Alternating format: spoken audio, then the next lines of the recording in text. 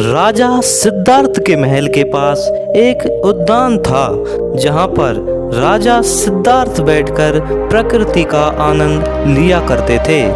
एक दिन जब वे अपने बगीचे में बैठे हुए थे कि तभी एक घायल हंस उनके पैर के पास आकर गिरा। उसके शरीर में एक तीर लगा हुआ था।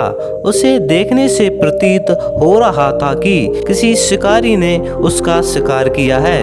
हंस को तकलीफ में देखकर और उसे यूं फड़फड़ाता देखकर राजा सिद्धार्थ का दिल पिघल गया और उन्होंने उस हंस की सहायता करनी चाही। उन्होंने सबसे पहले उस हंस के शरीर से वह तीर निकाला और घायल जगह पर मलहम लगाकर उसकी पट्टी की। यह सब कर लेने के बाद देवदत्त कुछ खोजता हुआ सिद्धार्थ के पास आया। देवदत्त जैसे ही सिद्धार्थ के पास पहुंचा, उसने कहा, अच्छा तो यह तुम्हारे पास है, लाओ इसे मुझे दे दो। इसका शिकार मैंने किया है। इसका शिकार करने में मुझे बहुत मेहनत करनी पड़ी थी। इस पर मेरा अधिकार है। देवदत्त की यह बात सुनकर सिद्धार्थ ने उससे कहा, नहीं, यह हंस घायल था और मेरे पास आया था। मैंने इसकी मदद की और उसकी जान बचाई, इसलिए इस पर अधिकार मेरा है। दोनों भाइयों के बीच उस हंस के अधिकार को लेकर बहस होने लगी। अब वे जानना चाहते थे कि उस हंस पर किसका अधिकार ज़्यादा है। ऐसे में उन दोनों ने निर्णय लिया कि वे दोनों राजा के पास जाएंगे। सिद्धार्थ के पिताजी कपिलवस्तु के राजा थे। वे दोनों राजा के पास गए।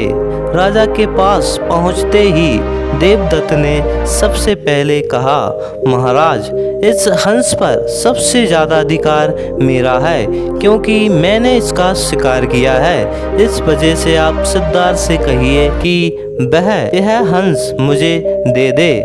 जैसे ही देवदत्त की बात पूरी हुई, तब राजा ने दोनों को शांत किया और फिर उनसे पूछा कि पूरी बात क्या है। ऐसे में सिद्धार्थ ने राजा को पूरी बात बताई और उनसे बोला, पिताजी, बात यह है कि इस हंस का शिकार देवदत्त ने किया था, लेकिन यह हंस घायल होकर मेरे कदमों के पास आ गिरा। इसे घायल देखकर मैंने इसका इलाज किया और इसे ठीक किया। अब आप ही बताइए कि इस हंस पर सबसे अधिक अधिकार मेरा है। राजा ने इस मामले पर अच्छे से विचार किया। विचार कर लेने के बाद उन्होंने सभा में सबसे एक बड़ी बात कही, और वह बात यह थी कि मारने वाले से ज़्यादा बचाने वाले का अधिकार सबसे ज़्यादा होता है। इसलिए इस हंस पर सबसे बड़ा अधिकार सिर्फ और सिर्फ सिद्धार्थ का है, क्योंकि उसने उस हंस को मारा नहीं, बल्कि उसे घायल देखकर उसका इलाज किया और उसकी जान बचाई। राजा के ऐसा कह लेने के बाद देवदत्त को बात अच्छे से समझ आ गई। वह भी जान चुका था कि मारने वाले से ज़्यादा बचाने वाले का अधिकार सबसे ज़्यादा होता है।